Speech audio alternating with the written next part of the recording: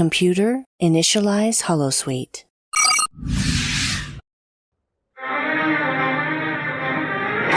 The Adventures of Captain Proton, Chapter 18, Bride of Chaotica. The evil Dr. Chaotica kidnaps Constance Goodhart and plans to sacrifice her to Arachnia, Queen of the Spider People.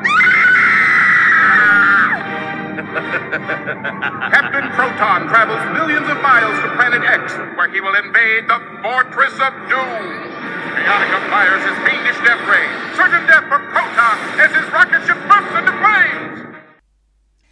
Hi everyone, and welcome to another exciting episode of the Sci-Fi Feminist podcast. The clip that you just heard there was from one of my favorite Star Trek Voyager episodes ever. It is called Bride of Chaotica. Today I was supposed to do an interview/discussion with my friend Courtney Tink about the new Cruella film, but unfortunately she could not make it today. So today I decided to do an episode on Star Trek Voyager and also to at least use some of her research to inform the discussion.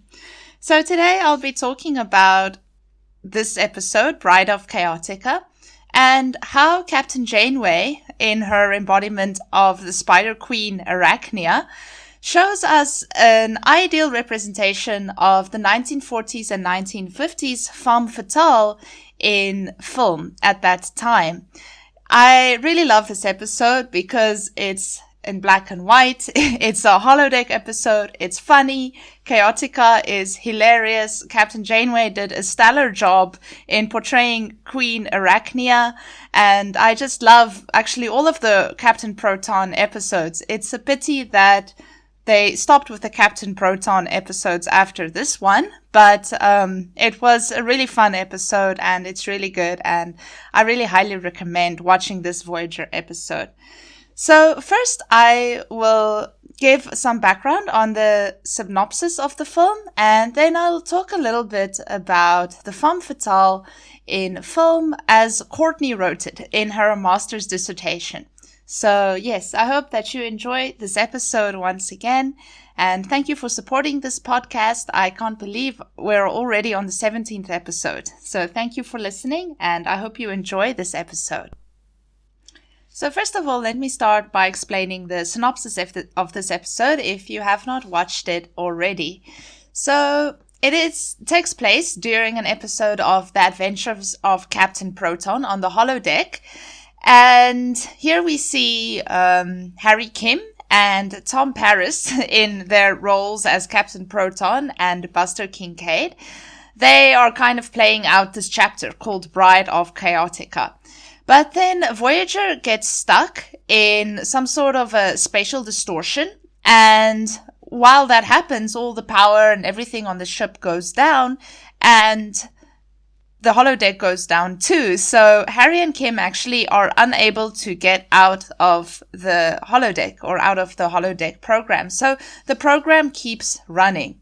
So while the command staff of Voyager try to discover a way to free the ship from the spatial distortions, these extra-dimensional aliens who exist in photonic states, so they are basically holograms, they cross over from their own dimension through a distortion located in the holodeck. So these it looks like little clouds start appearing, and these aliens start appearing, these photonic aliens, and they are detected and attacked by Dr. Chaotica, who is part of the holodeck program. And then he believes that they are from the fifth dimension. And he also uses holographic weaponry, which is harmless for human beings, against these aliens. But obviously it's deadly to them because they are also holograms, or they're also photonic. So eventually the crew figure this out. There's this really funny scene where Seven of Nine looks at Harry and Paris, and she's just like, is this seriously what you guys do with your extra time? That was quite funny. So they realize that this is playing out. So what happens is the crew of Voyager decide that they need to go into the holodeck program and they need to stop this fight, stop what's happening.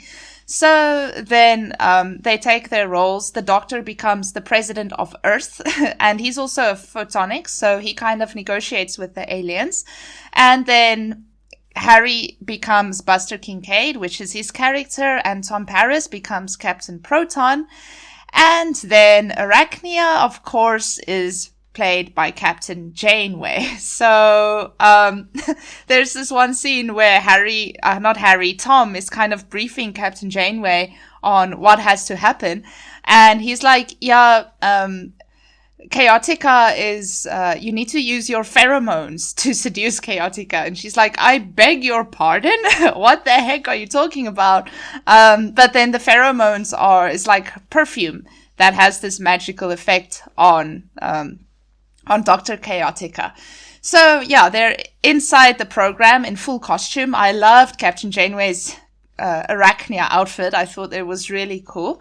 And then she kind of uses her charms to try and manipulate Chaotica into lowering what they call the lightning shield, which is translated to a force field or just the shield, which protects his fortress, under the pretense that her loyal subjects in their spider ships can attend their wedding. So she's like, yeah, I'll marry you, but you need to lower the shield.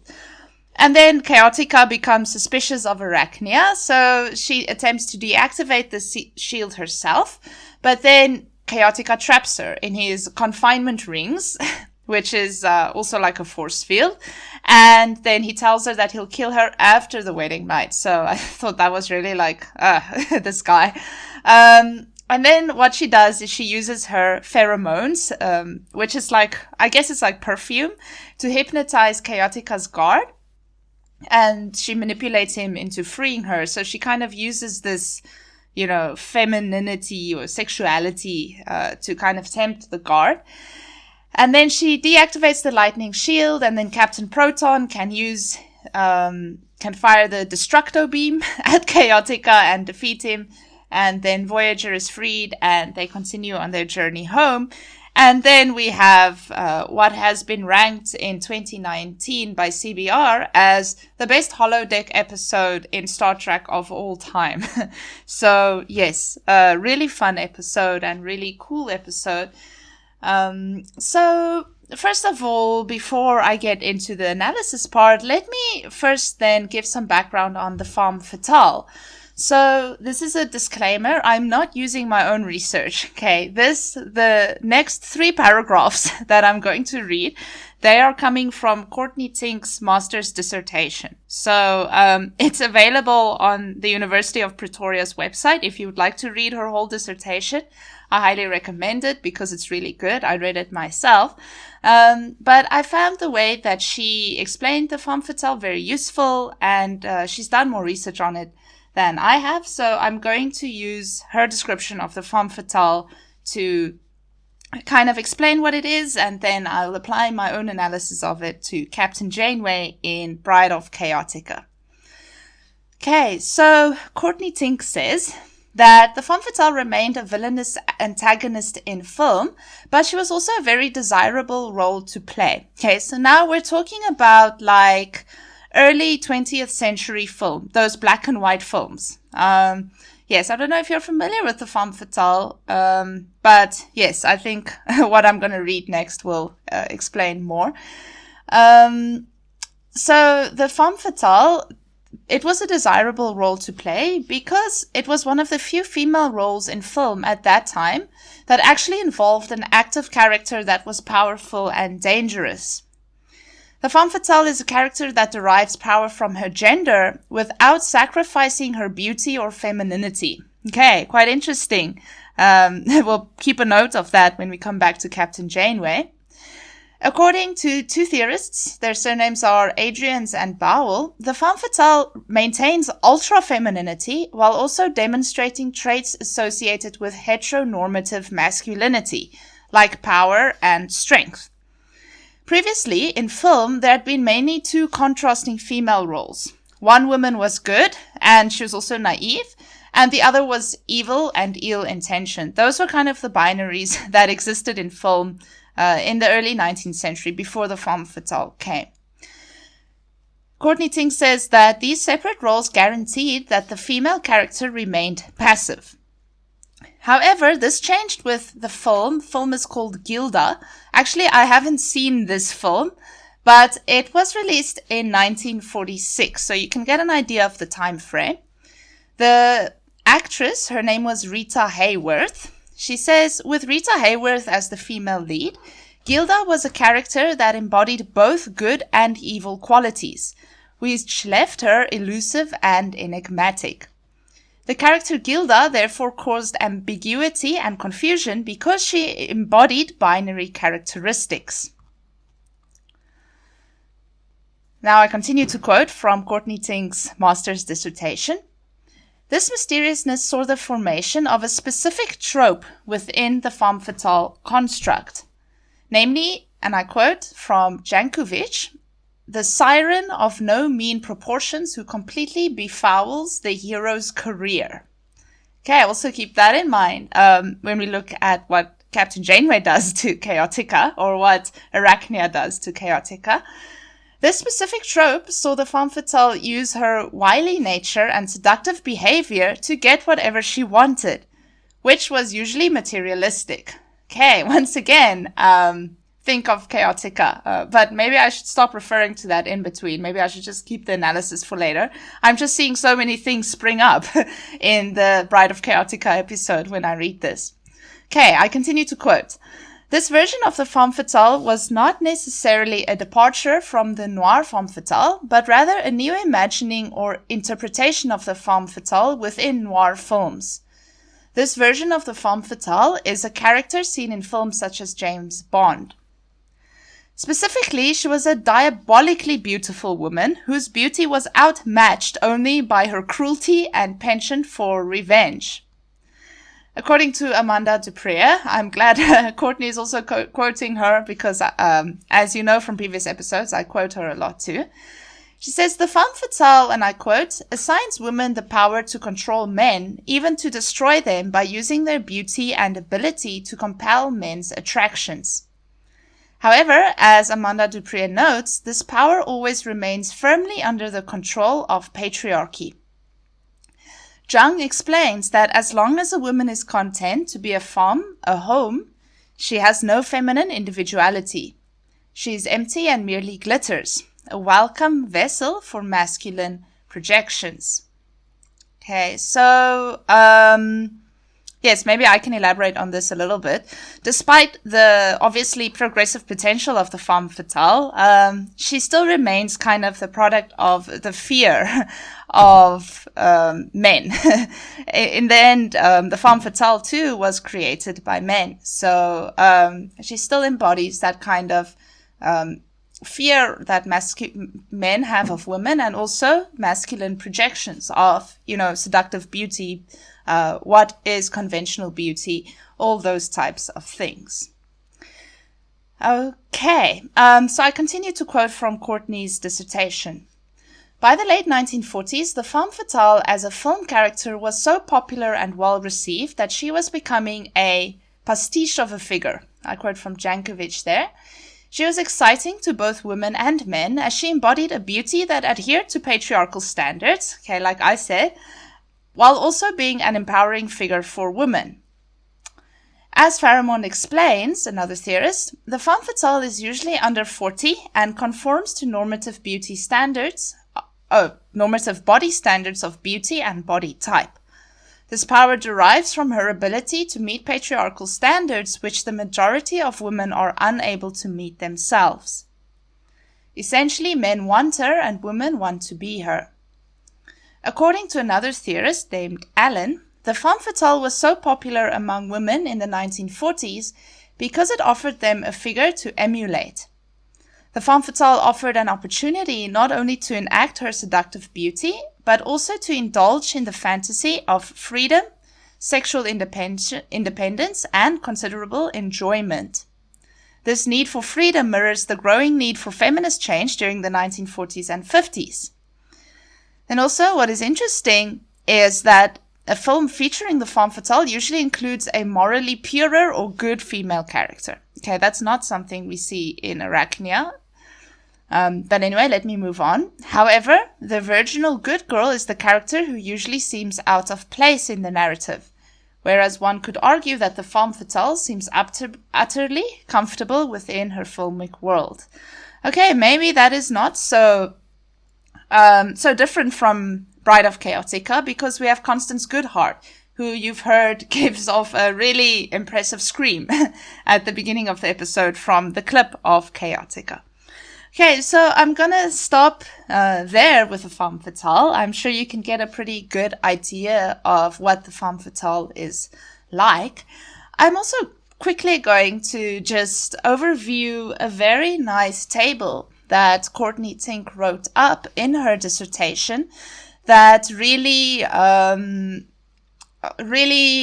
gives a very good summary of the type of femme fatales that have appeared in popular culture, or even in before popular culture was a thing. So let me quickly go through that, and then we can start to apply this to Bride of Chaotica and see how Captain Janeway fits the femme fatale figure and which version of the femme fatale she fits. Okay, so Courtney here lists first the ancient femme fatale. So this dates from 2000 BC onwards. Okay, so this is quite a very old archetype or trope of the femme fatale. She says the characteristics of this trope: she's a dangerous temptress, she's very beautiful, she tries to tear men from their wives by seducing them, and she has autonomous sexuality. Okay, terrifying. So actually Courtney quotes literary examples. She lists the tales of Jezebel, Salome, Delilah, Eve, and Lilith, all found in the Bible. And then the goddess Inanna from the Epic of Gilgamesh. Okay. And then next is the Victorian femme fatale from the 1800s to the 1900s, or early 1900s.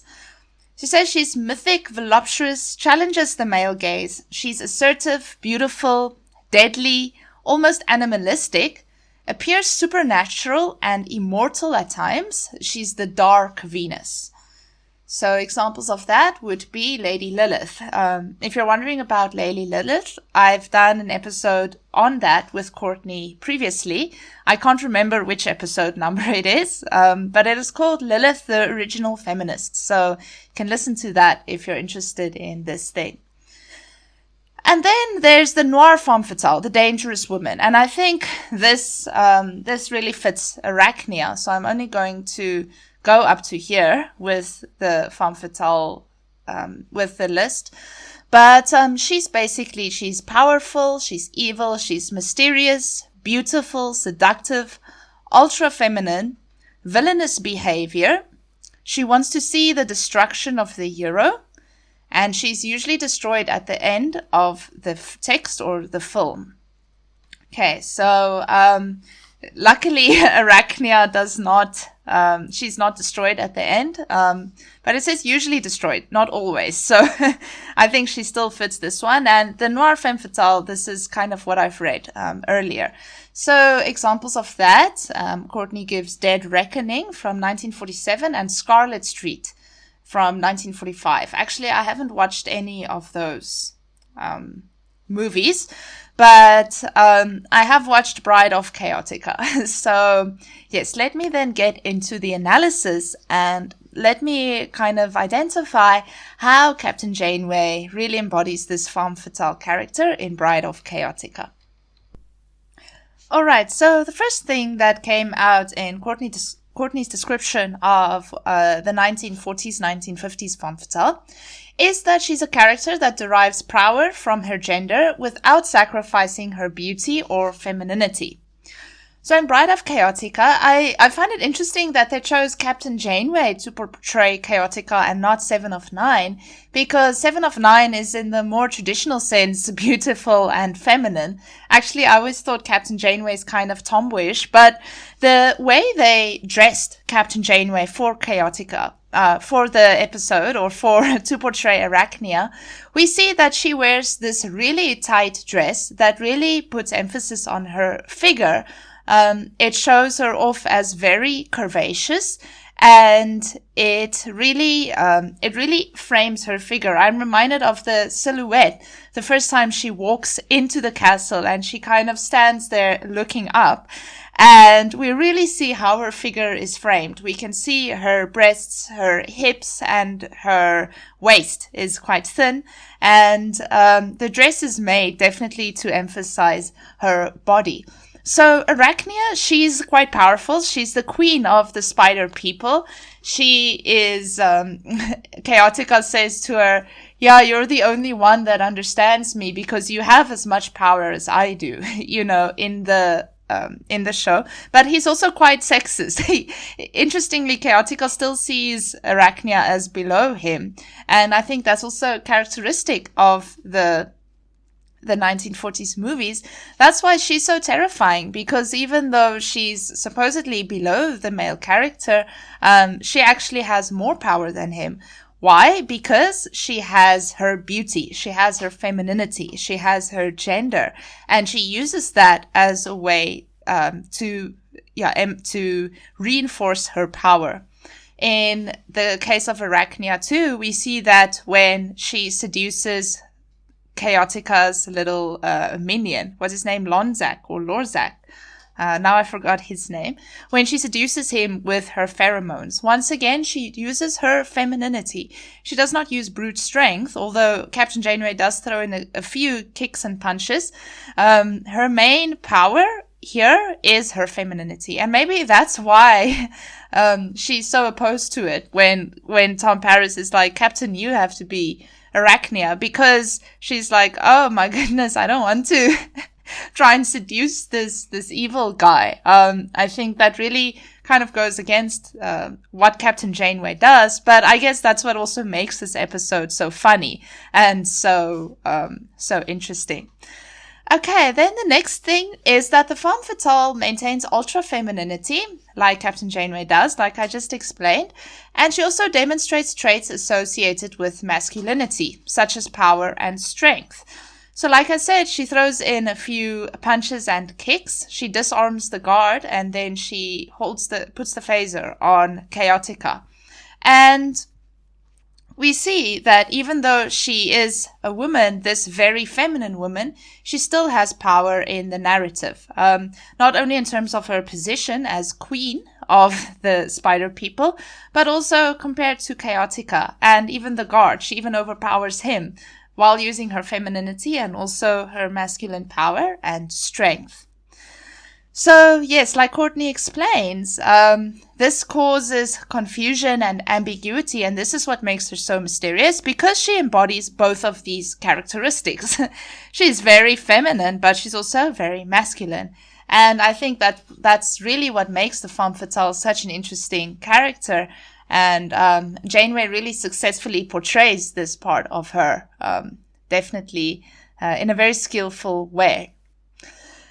Okay, and then the next thing is that the Femme Fatale trope, she uses her wily nature, or her, seductive nature, or her witty nature and seductive behavior to get whatever she wants, which was usually materialistic. Okay, interestingly, we see this in Bride of Chaotica too. What Arachnia does is she seduces Chaotica, she seduces the guard, and then she gets what she wants, which is the death ray, is it? Actually, obviously, she's trying to lower the force field. So there's kind of two levels of meaning here, or two levels going on here. We have Captain Janeway, who's trying to save Voyager, and then we also have Arachnia, who's trying to destroy Chaotica. But she usually gets what she wants, and it's usually materialistic. She gets the death ray, she lowers the shield, and in terms of Dr. Chaotica's lore or whatever, she would probably have taken Chaotica's castle and his subjects and all of those materialistic things that he owns. Right, so the next thing, she's a diabolically beautiful woman whose beauty is outmatched only by her cruelty and penchant for revenge. Okay, I quote there from Courtney. Yes, so we see that in Bride of Chaotica, Chaotica keeps complimenting her, like, oh, I can't remember exactly what he says, but he keeps saying how beautiful she is. And then she also says something like, oh, you're so fiendishly, something.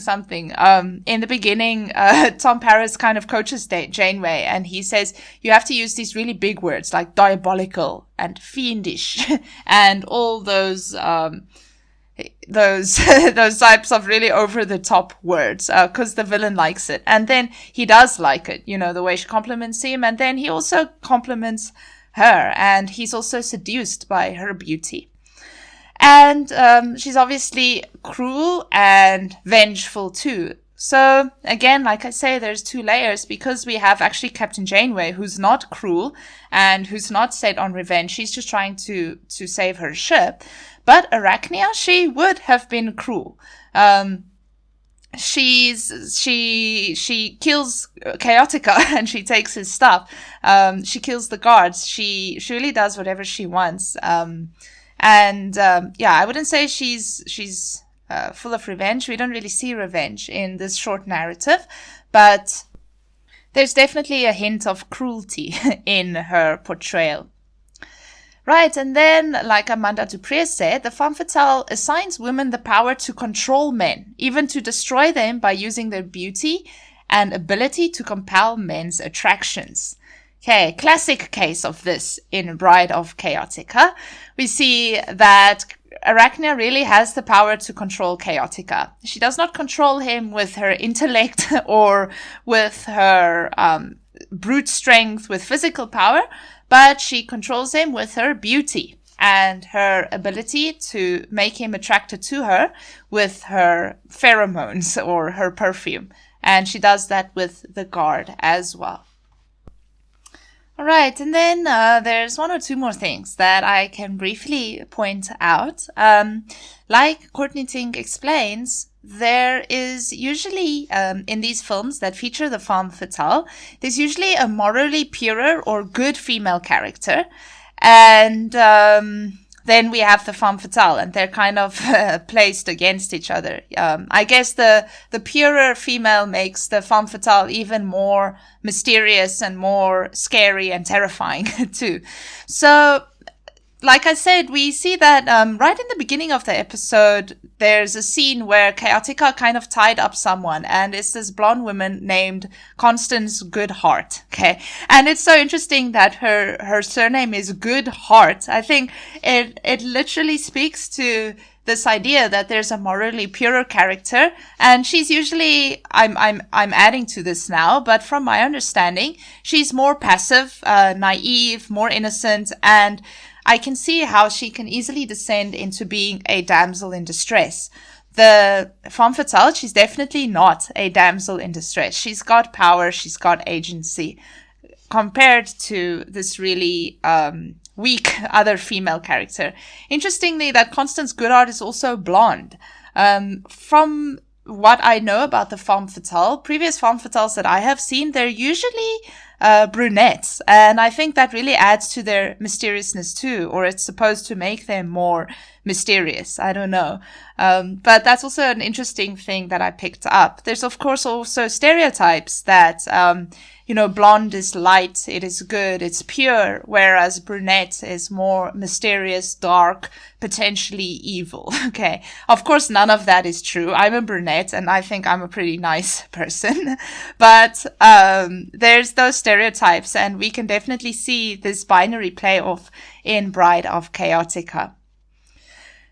Right, so the final thing that Courtney also points out about the femme fatale is that she still, however, remains firmly within patriarchal notions of femininity. So, from my perspective, I think she kind of embodies fears that men have of women.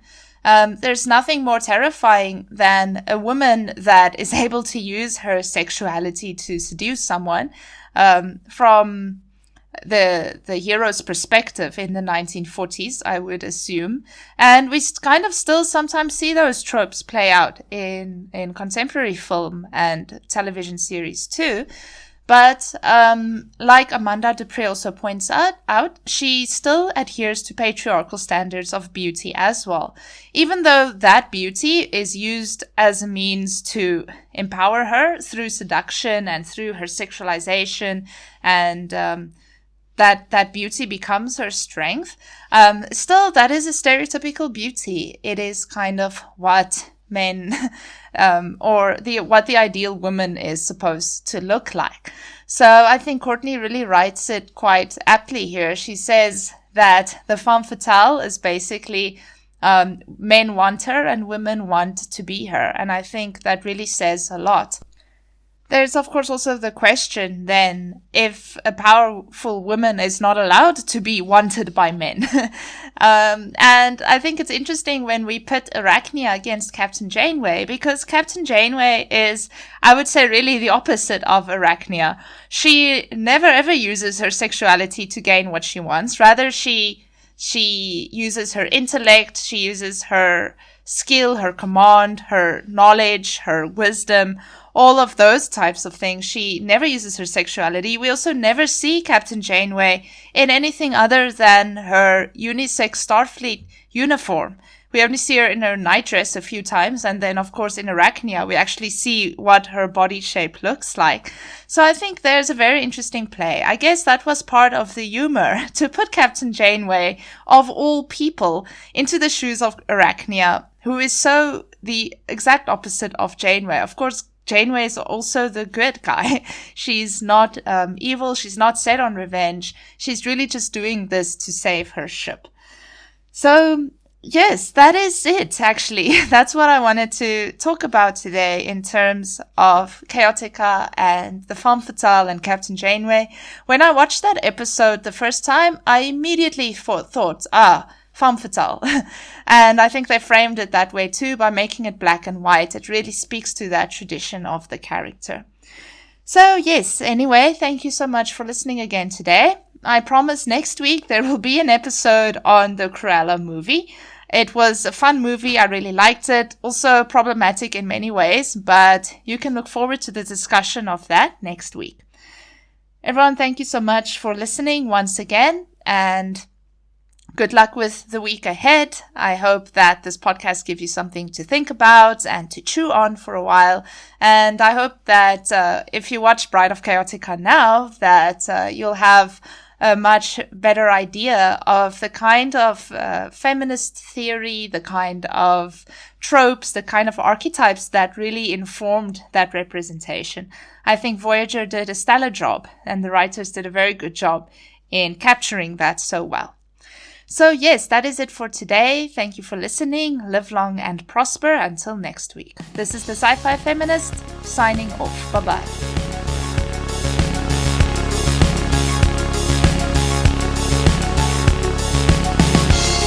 This show is brought to you by Holosuite Media. Computer, list other available Holosuite Media programs. Loading Holosuite Preview Program 4, Random Trek Review, a Star Trek review podcast. Okay, yeah, I mean, I think that we've talked about Nurse Chapel before, and I think that, yeah, I mean, it's Majel, right? We love Majel, which she can't really do wrong, so I think that's... Well, yes, she can. Tried to slip that by you. But maybe not during this era, but she certainly can do wrong. Yeah, Christine Chapel couldn't do wrong. Loxwana... yeah, she can definitely spoil some episodes for sure. Loading Holosuite Preview Program 4, The Expanse, an Enterprise podcast. You guys are making some great selling points, first of all, but I still don't like him. So we're just gonna have to agree to disagree and move on because we have other captains to discuss. So I'm not gonna go there. But we are now up on our next captain, my favorite captain. Captain Sisko. All right. And of course, we see him in his opening pilot episode on board the Saratoga and fighting Picard at Wolf 359 when Picard is Locutus, of course. Which was not an inside job, no matter what anybody says. Computer, deactivate Holosuite.